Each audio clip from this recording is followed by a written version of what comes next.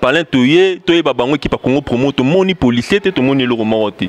Mais est-ce que vous avez soutien il y a combattant na pour le Radek l'autre fois to ka ko dans la prison. Mais Radek a bimi a tikité. Et ça nini? Siko nga siko le seul soutien nga siko. Soko yeko sa loyengi na quartier ba otioma beaucoup. Vous comprenez?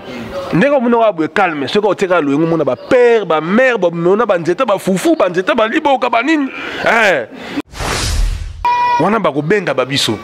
Quand on verra la médiocrité, moi je préfère n'attendre 2 disques qui édifient, qui construisent, que n'attendre des millions de disques pour pervertir toute une jeunesse.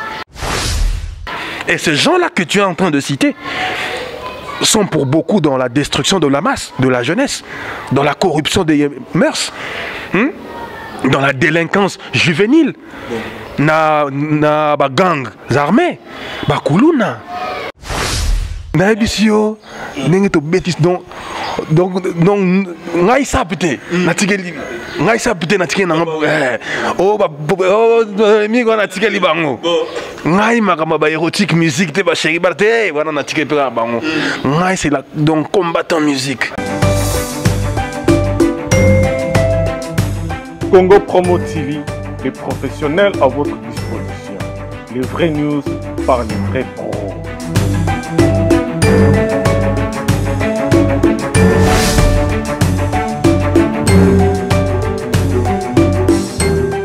Aïe, aïe, aïe, aïe, aïe, aïe, aïe, toujours en forme et toujours sur www.congopromotv.net, mesdames et messieurs fidèles de notre site. Webiki.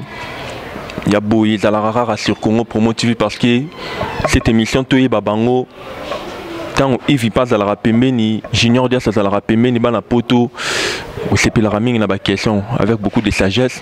Comprenez que je ne suis pas seul, je suis avec mon ami Yves Pan à qui déjà je dis un grand bonjour. Bonjour à tout le monde. Donc quant à moi je dis merci à tout le monde parce que vous l'ingara site au Congo pour moi avec votre émission que vous aimez beaucoup Toye Babango, donc les jumeaux de la presse congolaise. Tous à l'arabe ils sont mis balé tous à belé tu. Ceux qui viennent de comme ça autant à combo donc boya parce que ils à l'arabe awana Congo pour moi donc Yves Pan tous et Junior Dias. Merci. Je pense que le lobo là n'a pas propos. Il y a émission au Tuba Bango parce que tout le temps on a combo, tout le temps on a comment invité. Ils ont bien alors moi tu n'as bien vraiment belé donc je sais bien vous avez belé pendant l'émission Oyo Tuba Bango. Toye Babango, bana poto bokota, bana Paris, bana partout bokota parce que aujourd'hui Toye Babango tu yambeli bino moko ya ba grand artiste et rappeur. Voilà bitanga lobara monde boujara, tanga lobara bana poto ba kombata ba tutu ba lobara non. Yewana mais est-ce qu'il y a ça corrompu? Toi ça corrompu ti. Est-ce que Charlie quand on a roulé au déjà là j'ai dit un grand merci à Patrick Pena, le grand pétrolier dans les États-Unis. Je dis un grand merci à Pedro Lopez, Balobi, Yebabenga Kim Kimboku, les bourgeois gentilshommes de Bruxelles, Radek Yeyu. Radek bonjour. Ouais, bonjour, c'est Péli comme on a vu nous. Vraiment, on a senti les jumeaux de la presse donc sentiments à Maradi. Donc plaisir à trop. Moi je ne suis pas un valet, je ne suis pas un laquais de service. Moi je suis au service de la nation, du peuple congolais.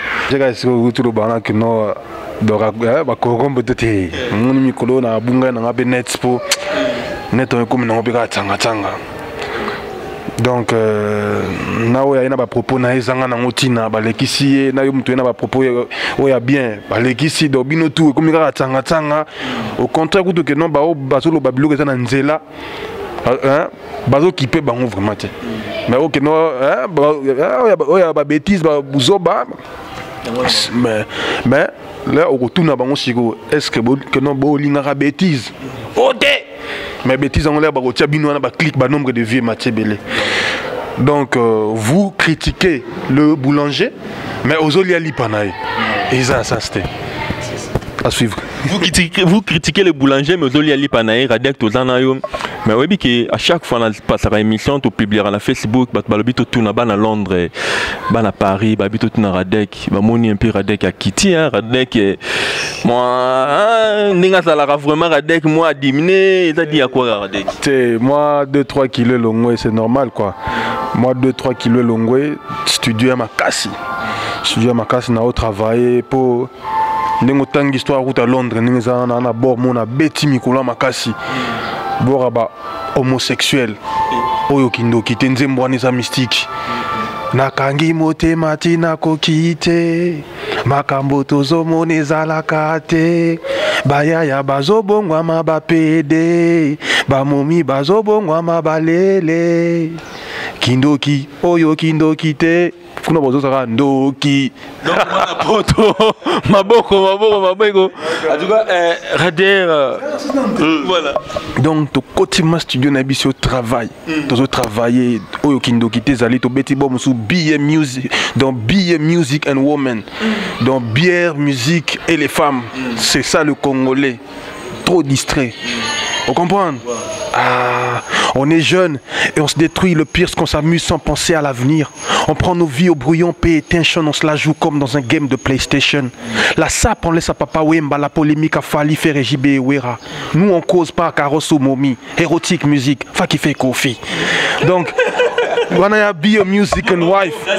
Donc, naibisio, n'engue to bêtise donc ngai ça peut-être natikeli ngai ça peut-être natikeli na oh mi ko natikeli bango ngai makamba ba érotique musique te ba chéri ba te wana natikeli pe bango ngai c'est la donc combattant musique conscient musique donc quand il faut réfléchir on a ramené les jeunes vers la lumière on a vu que non album moyo et ça somme parce que na annoncé qu'il bosso ennemi public numéro 1.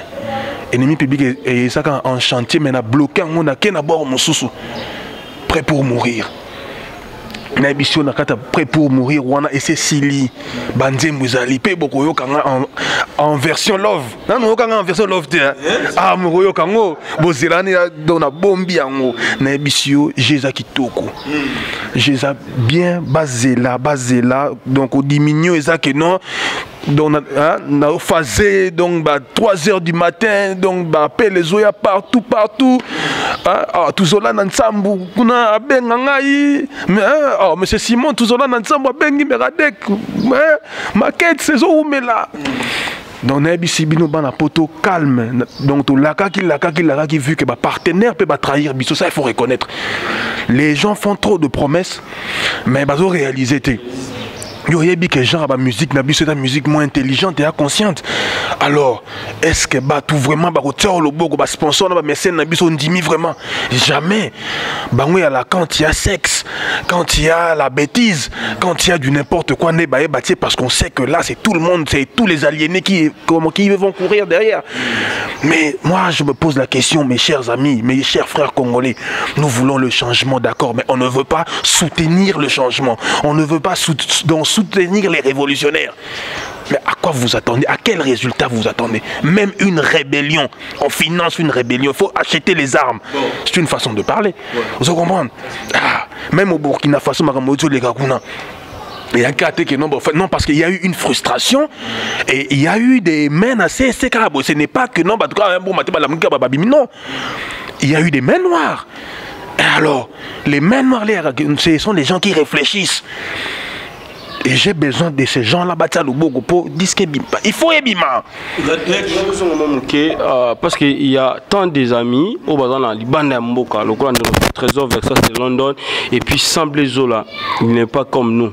Un noir parmi les blancs, Samblé Zola. Abi Radak depuis au banda ko promettre bango maramba album na yo oyo jusqu'à là monaka rien mais kaka koloba vraiment ezalaka nini koloba belé to le quoi mais disque mon na raté mais ko critiquer bande ko libanda ezaka yo ko critiquer bande ko mususu ezaka yo Radak te omoni ndeko na ngai na bisio disque ça et ça te ko lalika bola muski bimsi disque nako bimisa nanga ba bêtise pe na cause ba que no ba grand sponsor na tuka qui on a créé liste ba mabanga Non, boy.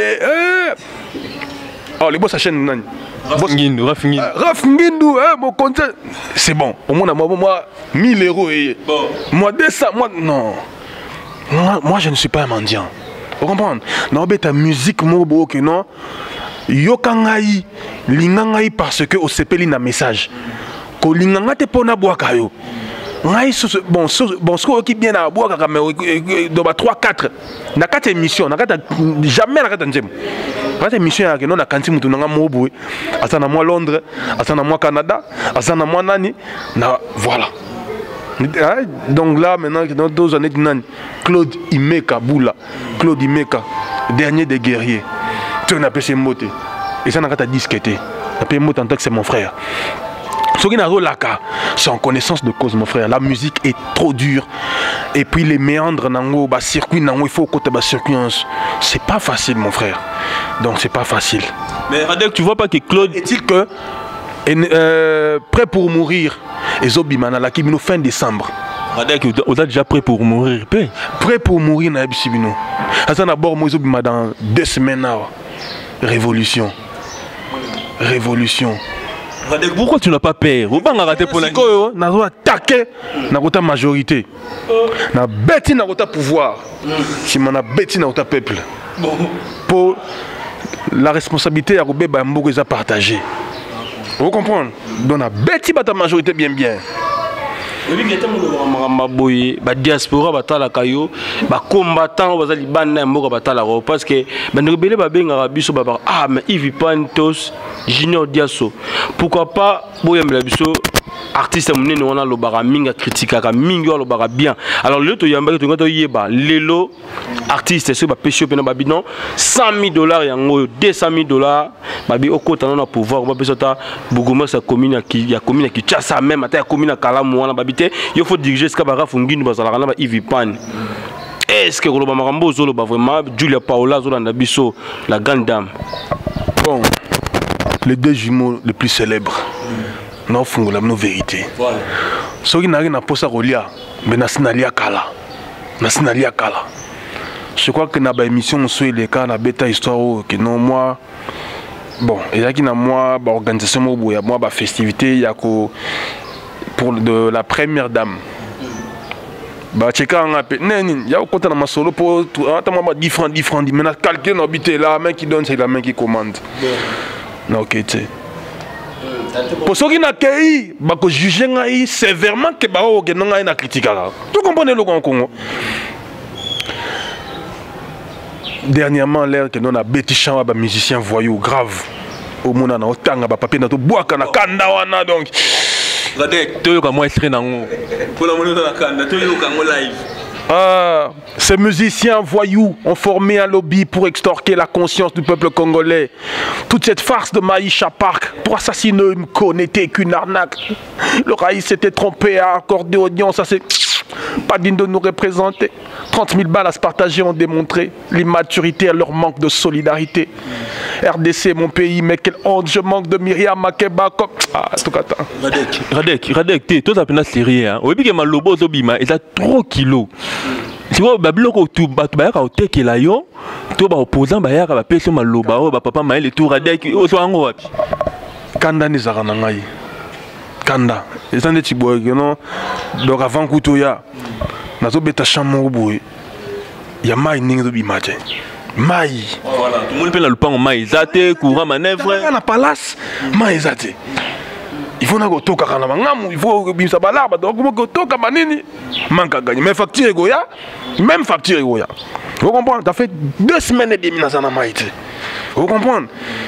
Courant côté à la qui non et que une semaine zongiba qui n'a soma batasnel mais oui na soma ka bango na beng yomo na sensibiliser même que non tous les bateaux que non ça bango tala tozo ba facture tout au Congo là tout ko bois que bango na snel ti ba yo bo ma moto noté courant siko mon tisco boy courant zongi kitoko moi 2 semaines moi courant yali mais mai poser artiste ceux qui ont foutu no courant to foutu maïté. À quoi ça sert? Bon, il faut bakata yo parce que tu as foot à terre. Bakati quartier, vous comprenez? Bakati quartier.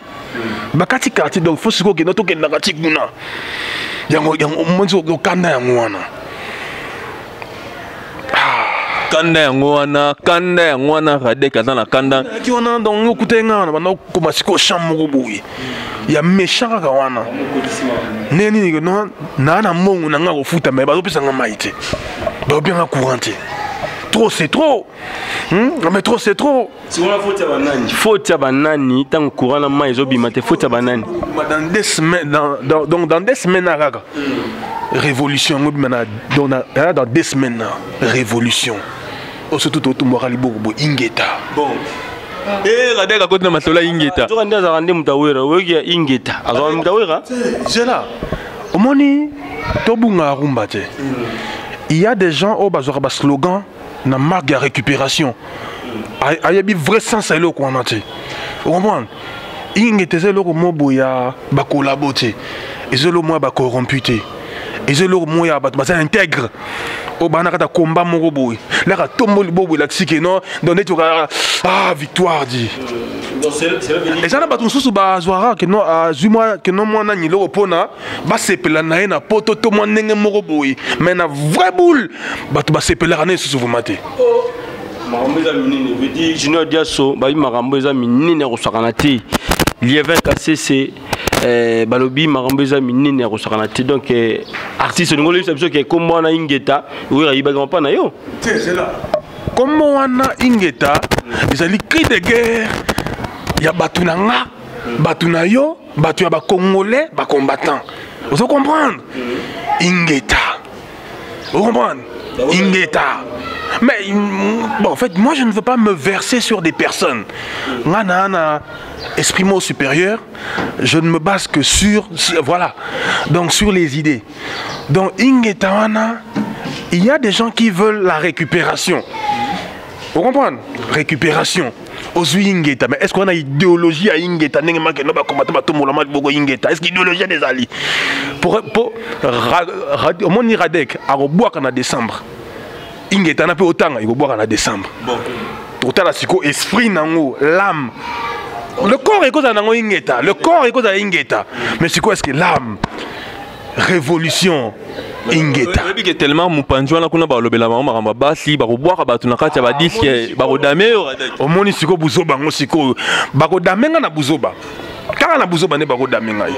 mais quand on parle des hommes intègres, tout fani na messa. Non, ne chicanons pas sur les détails. Soyons pragmatiques. Quand nous voyons l'excellence, quand on verra la médiocrité, moi je préfère n'attendre 2 disques qui édifient, qui construisent, que n'attendre des millions de disques pour pervertir toute une jeunesse. Et ces gens-là que tu es en train de citer sont pour beaucoup dans la destruction de la masse, de la jeunesse, dans la corruption des mœurs, dans la délinquance juvénile, na gang armés, kuluna. Mais ces gens-là sont pour beaucoup. Ils les ont façonnés. Qui ont mais voilà. Mais Ingeta, Ezali, slogan combattant là de tombeau la raboué. Est-ce que indignez-vous pour votre dignité. Indignez-vous pour votre dignité. Indignez-vous pour votre dignité, peuple congolais. C'est le moment ou jamais. Là, tout le monde a cri de victoire, mais Radek, toi tu es à Kinshasa, tu vis à Kinshasa, on a parlé de toi, babango qui pa Congo promo, tout le monde policier, tout le monde est le. Mais est-ce que vous avez soutien, il y a des combattants, on a pas le Radek, l'autre fois tu es dans la prison. Mais Radek a bimi à Tikiti, et ça nini? Non, c'est pas un peu que oyo kuti bambila te. On peut pas côté là, pas ça un peu faux. Au yaki peut au côté au moins $100,000, moins $10,000 liquidé Radek. On dit que on boit $10,000. Radek le bel avant on va combattre, voilà donc au côté normal, tu fandi, tu développer. Si qu'on a le seul soutien dans siko, so ko ça loyengi na quartier ba otoma beaucoup. Vous comprenez? Ndeko muna wa calme, ce ko teka loyengi muna ba père, ba mère, ba mona ba nzeta ba fufu, ba nzeta ba liboka ba nini. Mokonza mboka, bete ba gouvernement batama kasi mboka mizo na bango tini pena bato. quartier na yo kangi batuana na ebisio imagine-toi qu'un jour que nous avons courant na baka qui meto kongola ba facteur to que nous on ça to sala pe ka bongo courant siko yango zo mona courant te et qu'est-ce qu'on maille donc ça sala donc maille donc vendredi on a ko sala na kangi ba ya le to ke inde to ko tika facture au mona maille au bongo vous comprenez les gens ont compris le message mais siko donc il manquait soutien. Vous comprenez? Ils ont manqué soutien. Donc, ce qui est au Kota na Loyenge, ça c'est un quartier populaire. Un quartier chic, mais dans moi populaire. Et moi, donc, ce qui est a belle ce qu'on a bien les deux jumeaux en danger. Les deux jumeaux là ko benga maman ba. Là quand on belle la mère ba encadré déjà. Tu vois au moni ba comportement kala ils qui longue na mouvement aux la titre yibinga titre non on ça eza bassesse d'esprit ça ko eza na esprit créativité te. Ngai bon na comme na révolution. Mais na révolution na ingeta eza na kati. Ingeta comme cri de victoire, cri de guerre. Nemo que nous santara na côté barabe kuna soki bouvre arakba bagangi. Vous comprenez? Biso pesa bongo. Biso yate que non pour na o c'est pesa que non pour que non ba limbisa na poto ne ba pimela ko ba concert pour ba ko limbisa yo ne boki bon on a posa la moi bien te biso da bongo te. Pour ngaso na beta na poto na obeta. Na obeta na cadre nous obi. Ba di que azo édifier mboka. Azo nga nazali naza artiste à Facebook te.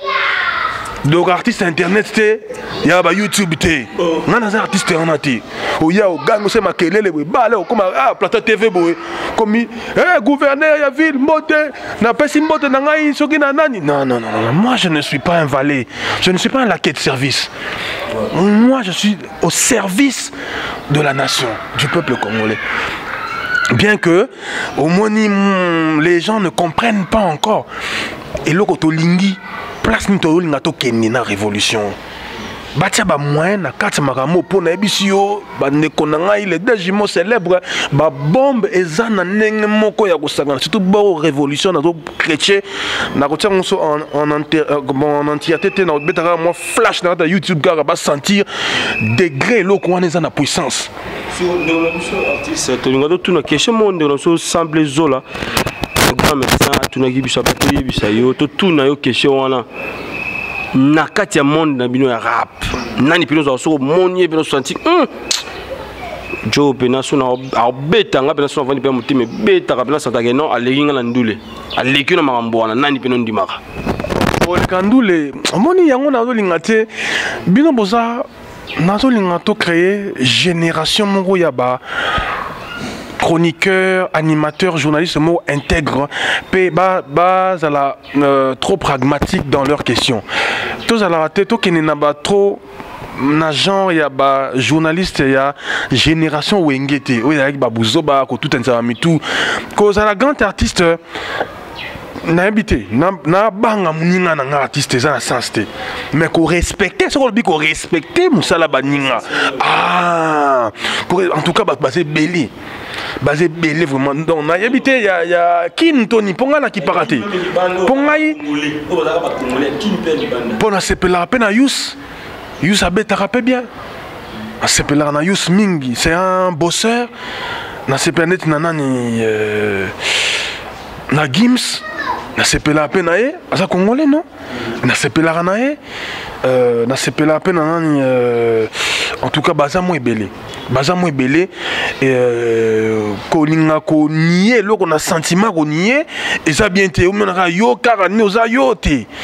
Baza ba collègue vraiment ça avait fierté à mboka oyo et ça c'est déjà positif et voilà quoi mais mingi na kana ba modèle mingi nena kota libanda vraiment et ti batiki njafa kolis donc ce n'est pas un rappeur mais voilà ba Youssou ngama en tout cas bangwana Salif Keita vous comprenez voilà. Mais Radek, mais pourquoi Radek n'est pas invité à invité à un festival? Tout le monde qui dernièrement à Goma, tout le monde qui a Kona, qui a invité à un il y a rappeur. Tout le monde qui a joué les cas, superstar, tout le monde a rappeur participer, mais Radek a rare. On dirait Radek qui peut. Pendant qu'on y est, Ekon c'est pas un modèle pour la jeunesse. yo yebi ba mais non c'est maman solo et qu'on n'est pas un modèle pour la jeunesse yo yebi ba que no ba degré ba film à tourner ba film pornographique yo yebi ba chana bango ba beta kuna yo yebi. Moi je suis un homme où on a respecté logique na ko yemba na été na ko yemba na été mais maman solo na ko yemba te ba contacter nga décliner offre on a dit non je peux pas chanter avec Kokon. Je ne peux pas. Radek a refusé l'argent. Bango bengelangai lokwa kanza na koyemba. Bengelangai Jean Goubal, bengelangai Barli Barouti, bengelanga Batouana. Au moins je sens que on peut chanter, on peut apporter un plus. Vous comprenez? Tolana bango, toyebi banzembu na bango. Ndeko biso ni tout en communauté fali pour faire rigolo so ba bengisio ni mala bango yeba pena bango. Bon, bah ça va nous dire que Congolais. Au moni, démon a continué l'éternellement démonté.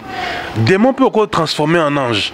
Vous comprenez? Ce qui est avec un but moro humanitaire.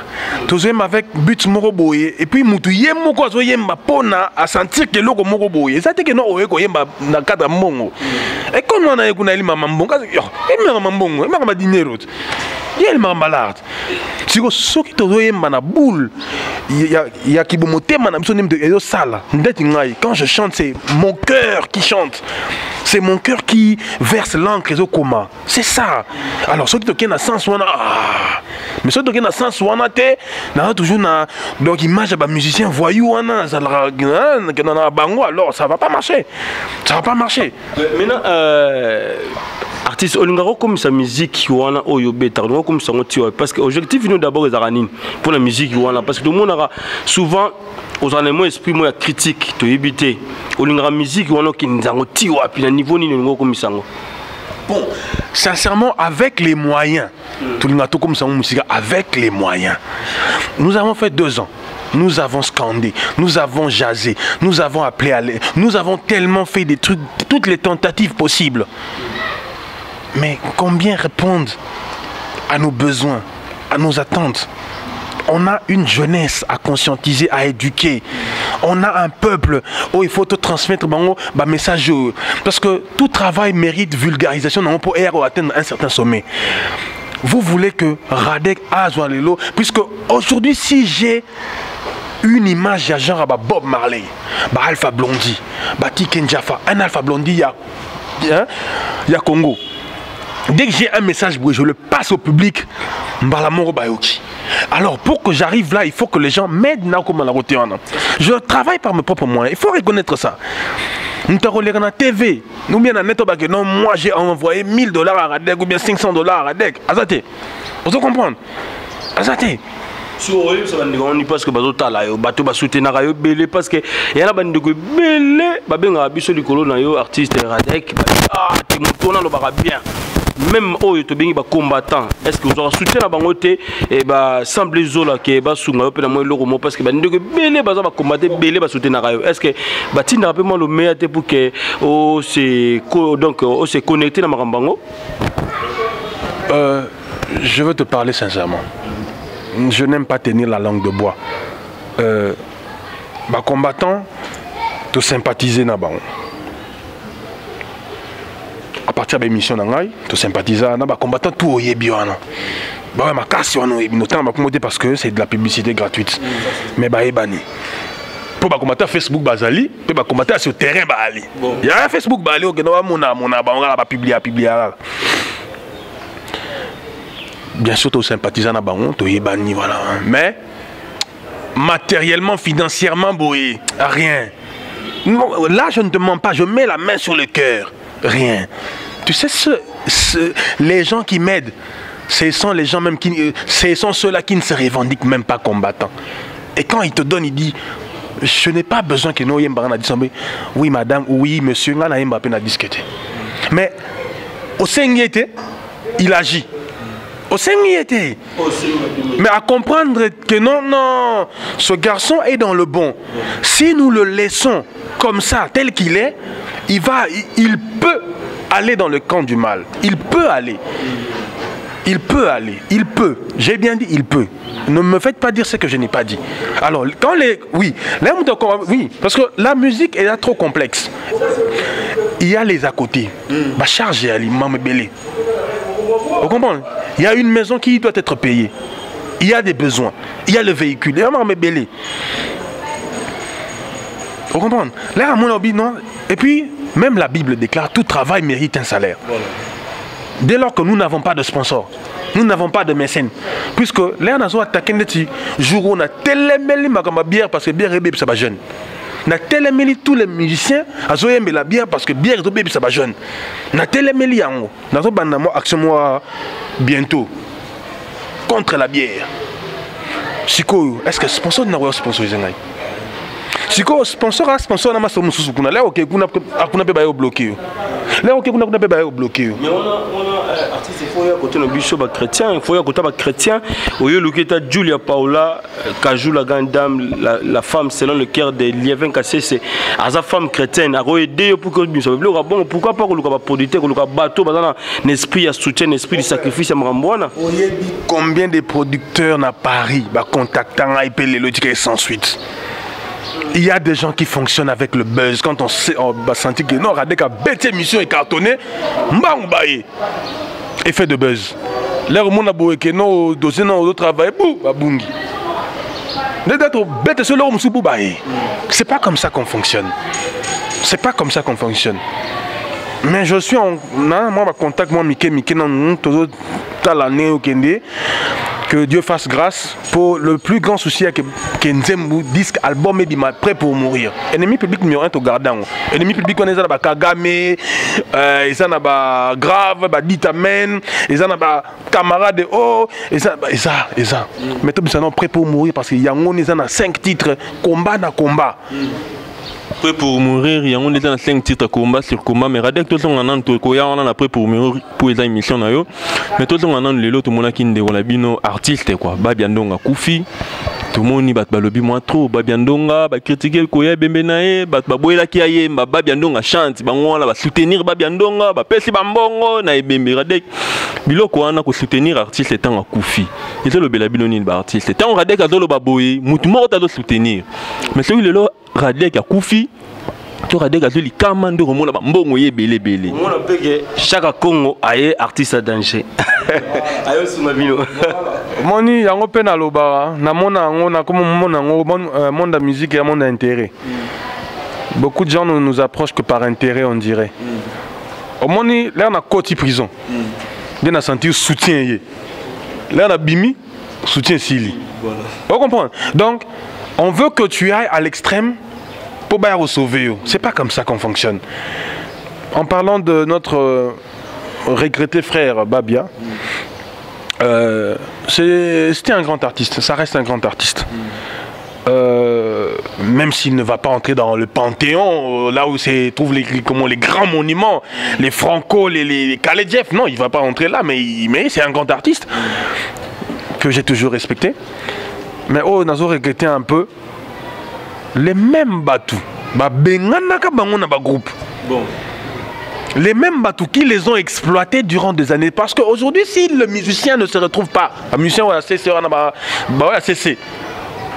C'est parce que le patron a exploité les droits. Puisqu'il y a les droits d'auteur et les droits voisins. Il ne faut pas bosser dans le bilo qu'on a.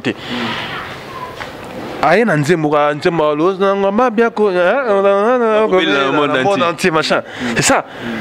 Est-ce qu'il y a un droit d'auteur? Non. C'est pour ça que Betty le lot a tobi non. C'est que Betty le lot donc attends play toyemba. Nakanya on c'est l'une des rares chansons nakanga. C'est-à-dire que ba droit na ya tira ko lia ngote. Mutu mususu a signé là on a comme que yenda bimisi nzembo. Ça c'est ma bonne foot ou bien quoi que ce soit, je sais pas que nous est-ce qu'il est affilié. C'est du vol, c'est de la malhonnêteté artistique, c'est de la malhonnêteté carrément. Vous avez exploité les enfants d'autrui. Bo bengani bango ba mouvement. Ake en tant que Moumbali a forcé pour abunda ye moko. Oboya ye mbana banzembu na yo. Nous avons remarqué on peut jouer pas il y a Cappuccino. De la forêt Cappuccino, j'ai dit un grand bonjour. Nous avons remarqué Ake en tant que Mbala bunda. Mais bon, mais il a quand même travaillé pour vous. ayant le minimum de reconnaissance. Bien que Boken n'a pas, je ne sais pas comment, mais il a travaillé pour vous. Ce n'était pas un esclave. Vous avez profité de ses droits. Vous l'avez exploité au fait. Puisque même si au teki 100 millions de disques, peut-être dans 5 disques, on a contribué à qui? La musique est vivre dans ma tolo. Vous voulez que vivre dans ma tolo, mais vous bénéficiez des droits. Non, ça ce n'est pas correct.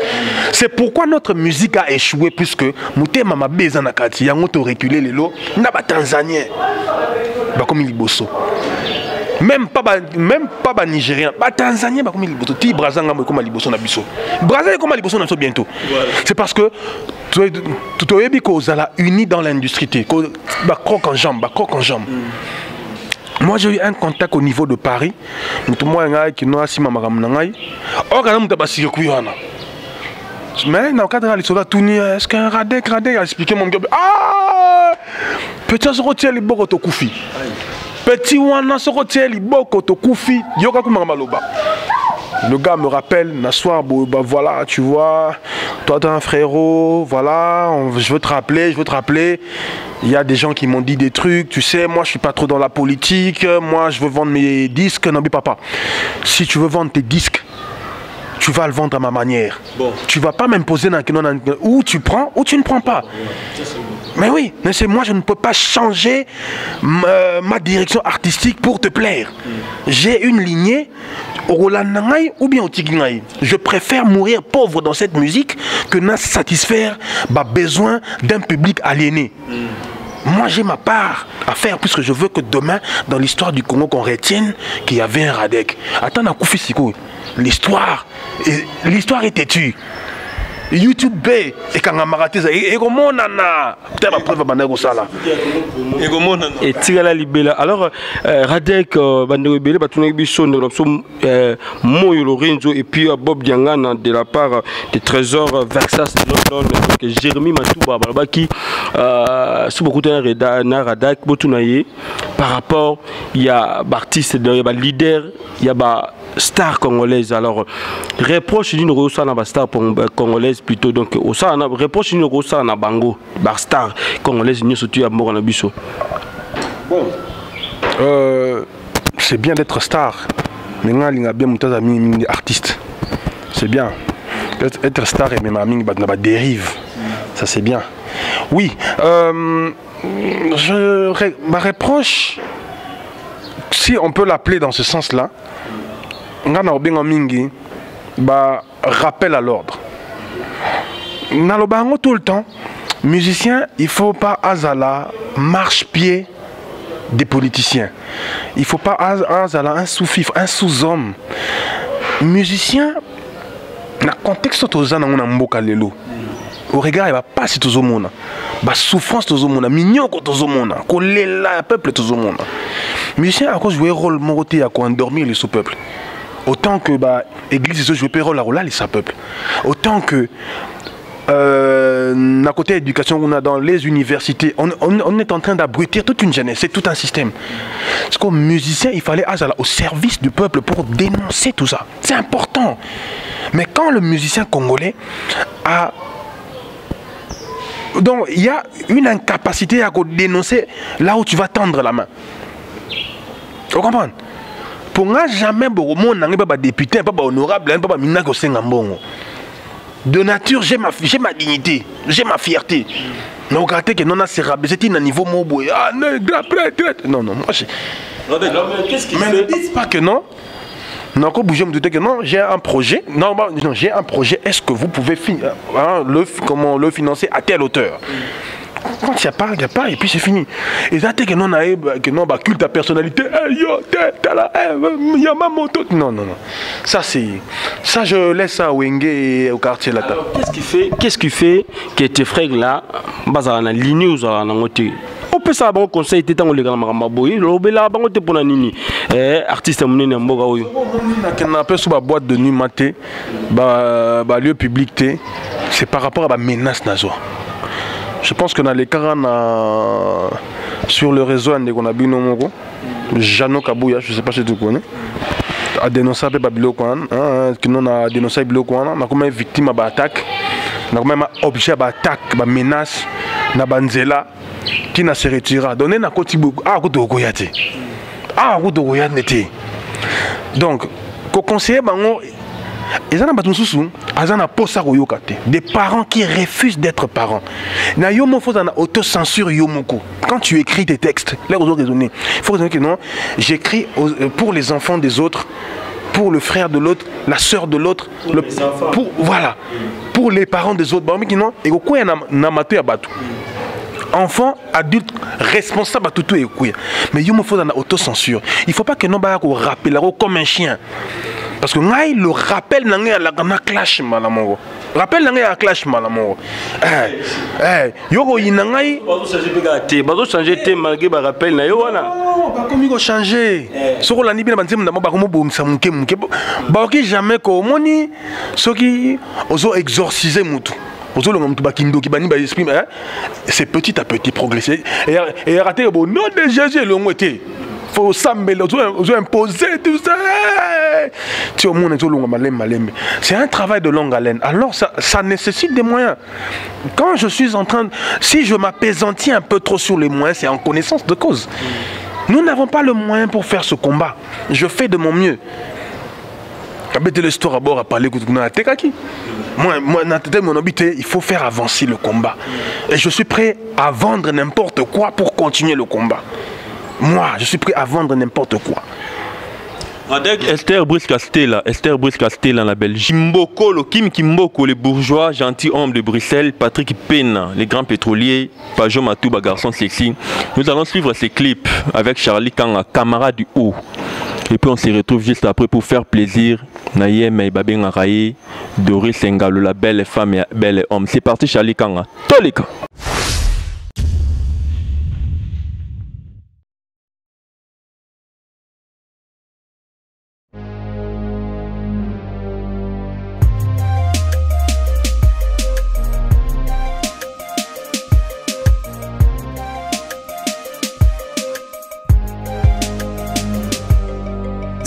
De pauvres mal payés qui revendiquent. Résultat, ça donne des années élastiques. Des étudiants victimes qui subissent. Venus pour 5 ans d'études, ils en font 10. La situation est critique, c'est le bordel. Mais que fait le ministère de tutelle? Enseignement supérieur universitaire fait semblant comme si tout se passe à son insu. L'enseignement, la formation est médiocre.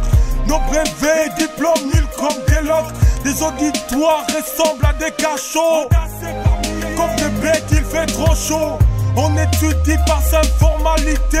C'est comme on dit, on vient prendre juste ces bouts de papier. L'intelligence ne compte plus, la corruption a pris place. Il faut des magouilles. Professeurs et assistants dans la magouille. Manabaninga, Boyoka, Mawate. Des cours, des couloirs et des branchements. Ces pratiques déshonorent les établissements. Comment se fait-il qu'on perd tout le temps l'école? Des TP et interro comme pas possible. Il faut des dollars aux hommes pour qu'on profite. On exige qu'elles s'écartent le gros de leurs jambes. Des points sexuellement transmissibles. Et ça c'est un secret pour personne. Ces conditions d'études sont lamentables. Pour dénoncer, tout le monde se sent incapable. Les vrais académiques trop chers, c'est vrai. À chaque course on syllabus c'est nous tuer. La bourse est un droit qu'on a confisqué. La bourse, mais où elle est? Camarade, oh, camarade, eh. Iwapi boye, toujours gagné, wapi boye. Camarade, oh, camarade, eh. On dit tout haut, c'est que tout le monde pense tout bas. Camarade, oh, camarade, eh. C'est pas l'avenir de l'étudiant congolais. Camarade, oh, camarade, eh. On s'agit sinon l'espoir va s'envoler. Chaque année, collation de grade par milliers. J'entends tout le monde chanter à l'anguinaillé. Des sons de chômeurs qui viennent se rajouter dans la liste qui ne cesse de s'allonger. L'État n'est créé aucun emploi. Le taux du chômage atteint son paroxysme. Les rares boulots pour en trouver, c'est par favoritisme ou par tribalisme. Yo mwanaya, masaya, ndekoya, lekia. Yonani yo poswa mosala. Les vents et viens chercher du taf vont t'enrouiller. Des kilomètres à pied vont te bouffer le soulier. Ça frappe les portes à la demande d'embauche. J'ai l'honneur, je viens auprès de vous, mais quelle débauche de vocabulaire. Dans le dossier SFV, on supplie le boss, patron, aidez-moi. SVP, licencié, gradué, sans boulot. Et à l'horizon, y a aucun espoir d'écho. On fait de job indignation cursus classique. Nous vendons des capules publiques. Les diplômes pourrissent dans un vieux panier. Avec le temps, ils ont poussé des doigts d'araignée. Autant d'années de sacrifices aux études. Merci Charlie Kanga, Mobala Pembe, c'était la camarade O. Banapoto, vous zapété parce que vous avez basiko pourquoi camarade O avec Radek, Esther Briska Stella, Kim Kimboko, Yoka, Radek, pourquoi camarade O? Là, on a bêta que non ba masola boy na prédisera déjà ba makam. Pour moi, on a été prophète, on a bêté na prophète, hein. Tu prédisera déjà makam. Là, on a bêta que loko na Hong Kong. Au moins, na ton exemple na Hong Kong. Bah étudiant ba télémi, bazo revendiquer, ba bité trop c'est trop. Trop c'est trop na gouvernement ba oleki ici. Masolo za boy, bo me mango boy. Et si mbaté to télémeli, la constitution no bouge, no change. Et vous allez bon. Bah fandi na banzela ta un mois, tu revends na nzela sitting, tu revends na tu dresser ba campement. Est-ce qu'au Congo on peut, pardon, est-ce qu'au Congo on peut le faire? Na ba Hong Kong kuna ku Damas ku de l'Europamba, forme ku de l'Europamba, car ezali tout et donc beauté à ville, mais ba sali bongo. Mais c'est ko biso moko siko na ki ah na kata Congo. Est-ce que nous sommes capables? Non, pourquoi? Parce que on a abruti les étudiants. Université, toutes les universités que tu vois là, il y a donc il y a un groupement pour étouffer toute forme. Il y a soulèvement, il y a révolte, il y a revendication, les alliés. Alors, on abrutit les jeunes, on le fait nager dans tout ce qu'il y a comme bêtises, points sexuellement transmissibles, couloir, branchement, vol les il faut payer ça, tout ça, non mais tout ça, et donc créer moi stress dans l'étudiant, il ne sait plus voir. Voilà, moi j'ai toujours dit, dans les étudiants congolais, pourquoi nous sommes en train d'étudier? Pourquoi on nous forme dans la médiocrité? Nous savons que les diplômes ne valent rien. Même la Braza considérer en côté. Mais vous continuez à côté. Pourquoi ne pas faire une année blanche? Autant raté. Tout le monde a banganaé à lobby et on a bangé dans la question. Nous ne demandons même pas que va marcher. Année blanche, que non, les sous parce que j'ai déjà de ça, c'est une bonne idée. Bobi que non, tout bas université, tout parce que ça ne sert à rien comme mata classe quand ça ne sert à rien. Les lots. Licenciés, gradués, tu vois, c'est tous les délinquants vous aurez trouvé. En fait, c'est pour le papier, pour que nous aura Mukanda, on a bêté champ, camarades, pour rappeler à l'État congolais que nous a bêti les grèves de profs mal payés qui revendiquent. Résultat, ça donne des années élastiques. Des étudiants victimes qui subissent, venus pour 5 ans d'études, ils en font 10. La situation est critique, c'est le bordel. Mais que fait le ministère de tutelle? Pourquoi étudier dans des conditions pareilles? Donc, il appartient maintenant à l'étudiant congolais de se réveiller et de dire stop. Là où les politiques ont peut-être failli, là où les religieux ont failli, là où la presse a failli, là où tout le monde a failli, donc tout on a non, mais ça ne se fait pas et c'est ce qui me rend un peu triste. Moi je fais ma part, c'est pour ça que j'insiste sur les moyens, parce que les moyens permettent de vulgariser mais ça faire la promotion. Mais les gens applaudissent. Oh, Radek, c'est du bon boulot là. Mais au finish. Non, mais il faut que ça va paye. Batin date na boule, ya kolukelanga mutuka. Voilà. Batin date na boule Radek, na la forme moka kenzo cavali to nini o jamais tete. Moi j'ai pas ce temps là.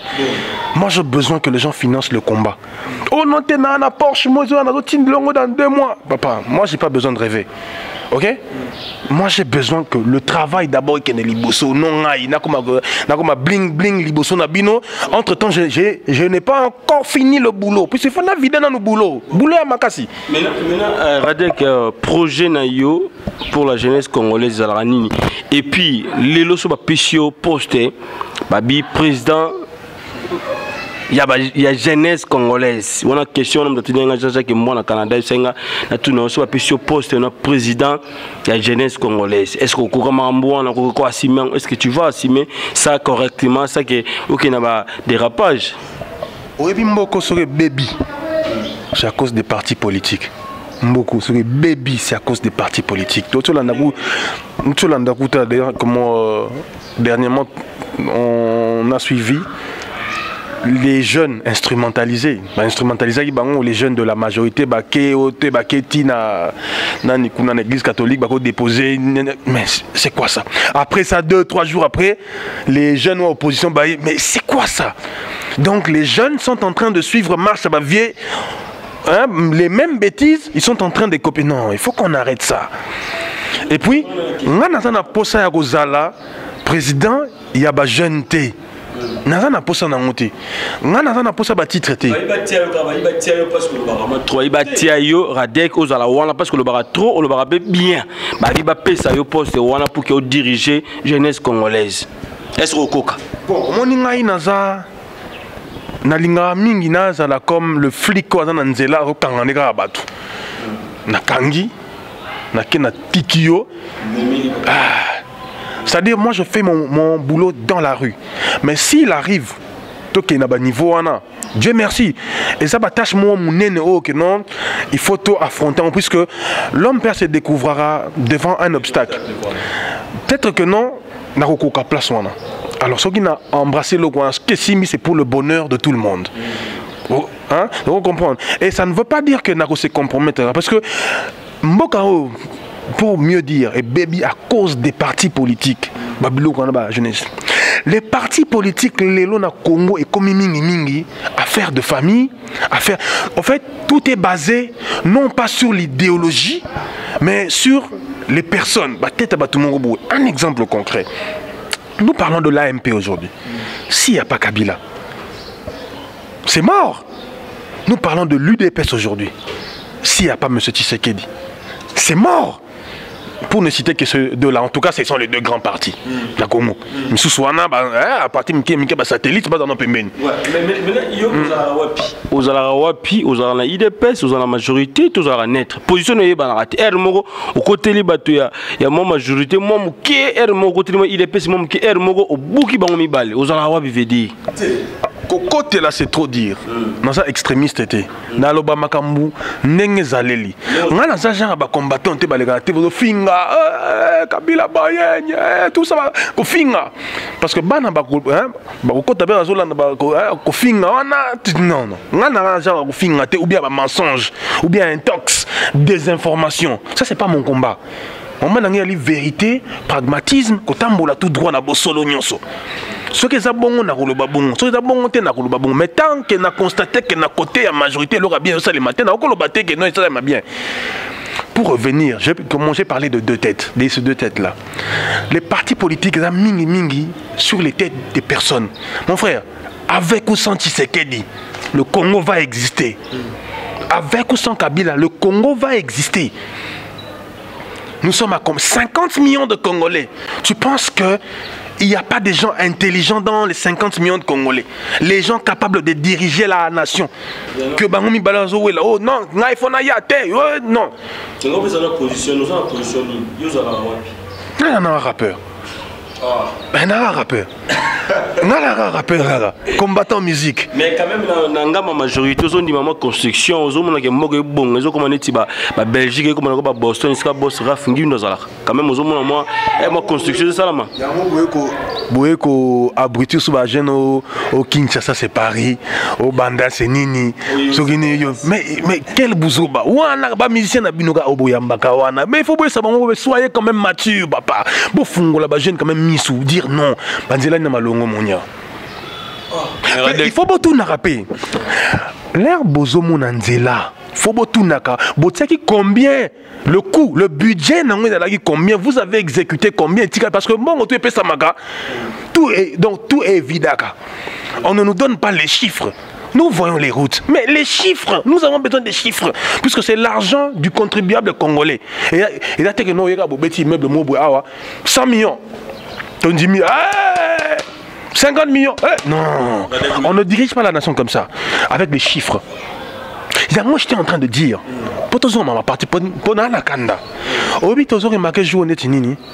nous sommes en train de trop crier, article 220, réviser, oui, d'accord. M. Kabila ne s'est pas encore prononcé sur ça. Donc, ayons nos apaisements. Mais nous savons au moins que le Burkina Faso était déjà battu. Et bien, il était payé. Aïe, déjà que non. Le Congo n'est pas le Burkina Faso, mais déjà. Puisque le printemps Tunisie, Égypte, donc, je ne pense pas que Arokina soit. Et je pense que non, il est encore jeune. Il est jeune. Il peut déposer pour la première fois. Au sentiment qu'il y a un président Pessi Moussoussou et puis il reste sénateur à vie. Il a encore le temps. Et nous nous posons maintenant la question. L'ère à Kolongwa, le vide, bon, d'accord. Même si Nakote n'a pas de opposition. Même s'il n'y a pas M. Kabila. Puisque les opposants ont peur. Il y aura qui dans côté opposition? Mais c'est comme si Vital Kamerhe n'a pas peur. Moi je pense que faut la vérité. Monsieur Vital Kamerhe doit d'abord répondre face à que jeune ya Congo, puisque le livre a coma. Nous n'avons pas oublié le livre. Tu sais ça.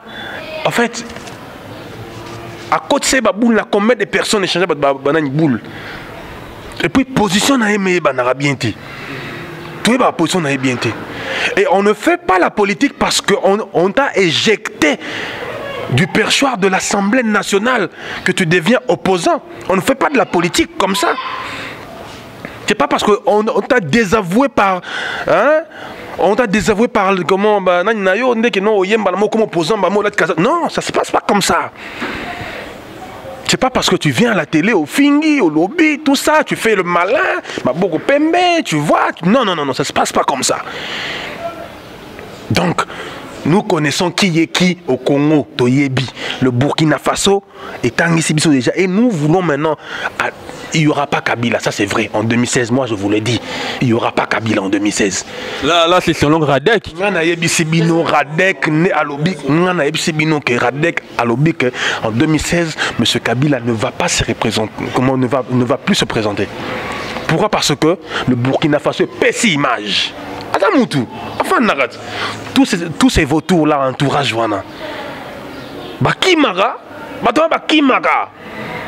Il est intelligent, il sait réfléchir, il sait voir.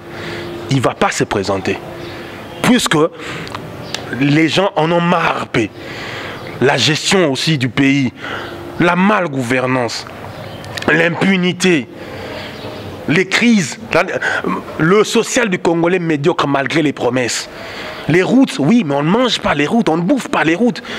Le chômage, le salaire, les fonctionnaires, le niveau de, le niveau de la formation d'Abisso, les étudiants, les études, tout ça. La situation du pays. Nous représentons quoi? La RDC sur l'échiquier mondial. Nous représentons quoi? Presque rien du tout. Non, ne faisons pas des discours pour faire le discours. C'est pourquoi je demande, il est temps qu'on s'organise dans l'opposition. Moi, je suis dans le combat, mais je ne suis pas dans l'opposition. Je suis dans le combat. Moi, je combats que la réalité. Alors, je demande aux opposants, parce que moi, je n'aime pas avoir une tendance, une couleur, une étiquette. Je n'aime pas. Donc, il est temps que les opposants s'organisent, affûter, puisque les gens veulent le changement. Le changement s'impose. Nous allons révolutionner simple. Donc, le changement s'impose. Il est temps qu'on affûte les armes. Toti Kapé, surtout dans l'opposition, je veux parler de lutte, comment de l'UDPS. Désavoué, non. Je pense que à la question de M. Félix Tshisekedi, nous devons dire ceci. C'est un Tshisekedi. Mais c'est un Tshisekediste comme tout le monde. C'est pas parce que tu es fils à papa que forcément le fauteuil te revient. Non, non, non, non, non, faut qu'on arrête avec ça. Mais nous ne disons pas aussi que c'est mauvais, puisque dans d'autres pays, nous voyons un peu que papa, hein, mais nous voulons que, puisque nous avons été bercés par deux partis au Congo, le MPR et l'UDPS. Nous connaissons l'histoire. Soit tu es de là, soit de l'autre côté. Nous, même si tu as ma carte, mais dans l'âme, profondément, on sentit que non. Alors, quand tu vois même, mais quand tu vois 10 ans, 15 ans après, je ne peux pas tolérer ça.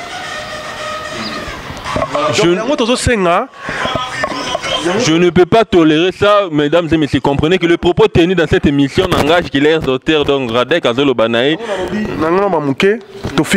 Je pense que tu as finité, mais est-il que ce que nous voulons, c'est que un parti politique, c'est pas un royaume. Un parti politique, et l'autre fustigé chez les pasteurs, non. Je pense qu'il y a une hiérarchie, une structure dans le parti. Et Soko Zali Moutouya chargé de relations extérieures, Tikala na relations extérieures. Intérieures, à occuper ma kamouana. Il ne faut pas qu'il y ait un putsch, usurpation du pouvoir. Ça n'engage que moi. Donc c'est ça la logique. Si c'est ça la logique, mesdames et messieurs, nous entamons déjà vers la fin de notre émission. Donc comprenez qu'il est au doigt sous temps, mais il ne vit pas en lobby. Voilà, donc une dernière question, Radek. Pourquoi pas Radek de faire la politique? Et pour l'unité, il y a aussi la partie politique, les révolutions du Congo. Aussi les Radek, aussi les parti politique na Yomogo. Voilà, Esther Briska, Stelam, des toutes nos questions dans les grands pétroliers. Patrick Pen dans les grands pétroliers. Question, tout aussi la partie politique, parce que nous côté politique trop.